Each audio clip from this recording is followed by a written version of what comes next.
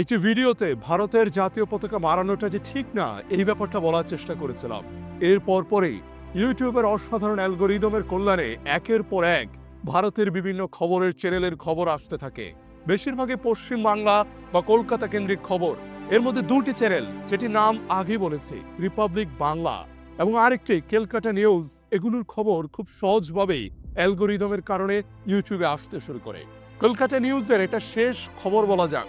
ওরা বলার চেষ্টা করছে ডিসেম্বর আতঙ্কে বাংলাদেশ, এবং সেখানে এই ডিসেম্বর আতঙ্কে বাংলাদেশ এই টিভি রিপোর্টটাতে আপনি যখন আমার ভিডিওটা দেখছেন নিশ্চিতভাবে স্ক্রিনে ডিসেম্বর আতঙ্কে বাংলাদেশ সেটির ব্যানারটা ভাসছে।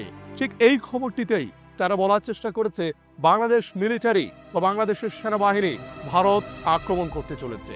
একেবারে বলা যেতে পারে অসম্ভব অবাস্তবিক একটা কল্পনা, এবং এই অসম্ভব অবাস্তবিক কল্পনাকেই তারা ভুয়া একটা রিপোর্টের মাধ্যমে প্রচার করে যাচ্ছে। এরপর অন্যদিকে রিপাবলিক বাংলা বারবার বলার চেষ্টা করছে বাংলাদেশে অনেক হিন্দু নিধন করা হচ্ছে, বাংলাদেশে অনেক হিন্দুকে হত্যা করা হচ্ছে, হিন্দুদের বাড়িঘর জ্বালিয়ে পুড়িয়ে দেওয়া হচ্ছে। বলা যেতে পারে এক কথায় মিথ্যা খবরের বা মিথ্যা প্রোপাগান্ডার আসর নিয়ে তারা বসেছে, এবং সেখানে সরাসরি ভারতকে থেকে বাংলাদেশকে আক্রমণ করার কথা বলা হচ্ছে।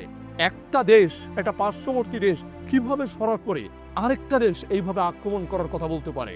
কোনোভাবেই এটাকে আরেকটা দেশের সার্বভৌমত্বের প্রতি অন্যায় না? কিন্তু অবাক করা ব্যাপার হচ্ছে ভারতের সরকার, ভারতের বিজেপি শাসিত সরকার, কিংবা ভারতের যে এই যে খবর চ্যানেলের প্রকাশ, এই খবর চ্যানেলের প্রকাশে কোনো প্রকার বাধা বিপত্তি কোনো কিছুই দেওয়া হচ্ছে না। বরঞ্চ বিজেপির একের পর এক নেতা এখানে এসে উদ্ভট কথা বলে যাচ্ছেন।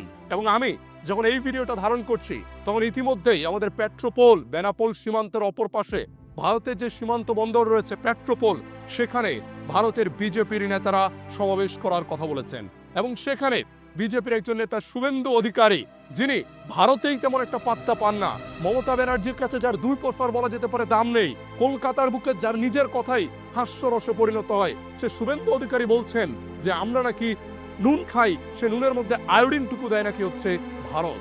এভাবেই একটা দেশের রাজনৈতিক নেতারা কতটা অর্বাচীন, কতটা বোকার মতো কথা বলতে পারে তারই যেন প্রমাণ দিচ্ছে ভারতের রাজনীতিবিদরা। বলে রাখা ভালো, এখানে কখনোই আমার এই ভিডিওতে কখনোই ভারতকে কিংবা ভারতের সাধারণ মানুষের বিপক্ষে কথা বলা হচ্ছে না। এই যে শুভেন্দু অধিকারী, তিনি বোকার মতো বলা যেতে পারে হাদারামের মতো বক্তব্য দিচ্ছেন, এটুকুর বিপক্ষে প্রতিবাদ জানাচ্ছি। রিপাবলিক বাংলা একের পর এক তাদের স্বর্ণালী নামের এক রিপোর্টার কথা বলার আগেই, সাংবাদিক বা অন্যান্যরা যারা তার এখানে কথা বলতে যান তাদের আগেই উনি ছুটতে শুরু করেন একদম সরাসরি ভারত থেকে এই মুহূর্তে আক্রমণ করতে হবে। কবে হুঁশিয়ার হবে বিজেপি? এখনই আক্রমণ করে দখল করে ফেলতে হবে। এত সহজ একটা দেশ দখল করে ফেলা, এতটা সহজ মুখের কথাতেই দেশ দখল হয়ে যাওয়া, একদম পরিষ্কারভাবে বাংলাদেশের একজন নাগরিক হিসেবে বলা উচিত তাদের যে সেভেন সিস্টার্স নিয়েও ভারত খুব একটা সুখে নেই। প্রতিটা মুহূর্তে সেভেন সিস্টার্সের রাজ্যগুলোতে তারা স্বাধীন হওয়ার জন্য আন্দোলন করে। বাংলাদেশকে একটাবার যদি আক্রমণের চেষ্টা করা হয় তাহলে বাংলাদেশের মানুষ খুব কঠিন সমুচিত জবাব দিতে শিখে যাবে। মানুষ খুব কঠিনভাবে জবাব দেবে। এমনকি বাংলাদেশে যে আগের সরকার ছিল সে সরকারকে মানুষ পিটিয়ে বের করে দিয়েছে, সে সরকারকে মানুষ নামিয়ে দিয়েছে। আপনারা আরেক দেশ থেকে এসে দেশ দখল করে ফেলবেন, এতটাই সহজ। বাংলাদেশের মানুষ আপনারা পাগল বলে আপনাদেরকে কিছু বলে না।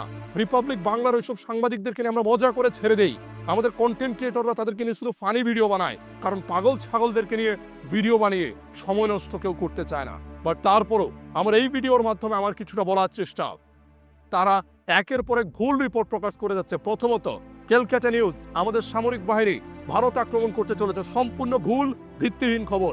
রিপাবলিক বাংলা তারা বলার চেষ্টা করেছেন অনেকগুলো জায়গাতে নাকি ভারতের বাংলাদেশের অনেকগুলো জায়গাতে আমরা নাকি হিন্দুদেরকে আক্রমণ করছি, সম্পূর্ণ ভুল একটা খবর। এরপর তারা বলার চেষ্টা করছেন আমরা নাকি পেট্রোপোলের এই দিকটাতে ইসকনের লোকদেরকে যেতে বাধা দিচ্ছি, অর্থাৎ তাদেরকে ভারতে প্রবেশে বাধা দেওয়া হচ্ছে, সম্পূর্ণ উল্টো। ভারত থেকে যখন মালামাল আসতে চলেছিল বাংলাদেশে তখন ইসকনের অনেক সমর্থক সেখানে বাধা প্রদান করেছে, উল্টো। এর পরবর্তীতে তাদের নেতা শুভেন্দু অধিকারী তিনি বলেছেন বাংলাদেশের মানুষ যেন ওইখানে চিকিৎসা নিতে না যায়, ভারতে চিকিৎসা নিতে না যায়। অথচ আমাদের কাছে এমন টিভি রিপোর্টও আছে, এমন খবরও আছে যেখানে দেখা যাচ্ছে ভারতের পশ্চিমবঙ্গের অসংখ্য হোটেল, অসংখ্য মোটেল বেকার বসে আছে। ভারতের একটি চ্যানেল আমাদেরকে ভারতের একটি হাসপাতাল JN রায় তারা বলেছে বাংলাদেশি লোকদেরকে তারা চিকিৎসা দেবে না। অবাক করা ব্যাপার, ভারতের চিকিৎসকরাই বলছেন JN রায় নিজেদের ভারতীয় যে সকল রুগী আছে সেই সকল রুগীদেরকেই পান না, বাংলাদেশিদেরকে আপনারা কি চিকিৎসা দেবেন? তার চেয়েও বড় কথা, আপনারা যে চিকিৎসা দেন তার চেয়ে ভালো চিকিৎসা সিঙ্গাপুরে হয়, আপনারা যে চিকিৎসা দেন তার চেয়ে ভালো চিকিৎসা মালয়েশিয়াতে হয়। আপনাদের ওখানে যতগুলো পর্যটন স্পট আছে ঠিক একই রকম নেপাল, ভুটান, মালয়েশিয়া, থাইল্যান্ড এগুলোতে আছে। সো মানুষ চাইলেই খুব সহজেই সুইচ করতে পারবে। মানুষ কখনোই শুধু ভারতমুখী, ভারত ছাড়া বাংলাদেশে চলবে না, ব্যাপারটা এমন না। আর এই সব টিভি চ্যানেল যেটা বুঝতে পারছে না, তারা বিজেপির প্রোপাগান্ডা বাস্তবায়ন করতে গিয়ে এই যে প্রত্যেকটা ভুল খবর প্রচার করে যাচ্ছে একটার পর একটা, যেগুলো বললাম এগুলোর মাধ্যমে বাংলাদেশকেও শত্রু পরিণত করছে। যেমন ভাবে শত্রু পরিণত করেছেন মালদ্বীপকে, যেমন ভাবে শত্রু পরিণত করেছেন নেপাল, ভুটানকে, যেমন ভাবে শত্রু পরিণত করেছেন শ্রীলঙ্কাকে, যেমন ভাবে শত্রু পরিণত করেছেন চীনকে, একজনের সাথেও ভারতের ভালো সম্পর্ক নেই, শেষ শত্রু বানাতে চলেছেন বাংলাদেশকে। আর এই শত্রুর মরণ ছবলেই হয়তো ভারতের যে অখণ্ড ভারত বাস্তবায়নের স্বপ্ন কিংবা আপনাদের যে দুঃস্বপ্ন, সে দুঃস্বপ্ন স্বপ্নদোষে পরিণত হবে। সে স্বপ্নদোষ যেন পরিণত না হয়, তার আগে ঘুম ভেঙে জেগে উঠুন। রিপাবলিক বাংলা বন্ধ করুন, ক্যালকাটা নিউজের ভুয়া খবর বন্ধ করুন। প্রতিবাদে সকলে বাংলাদেশিরা সোচ্চার হন। ধন্যবাদ সবাইকে।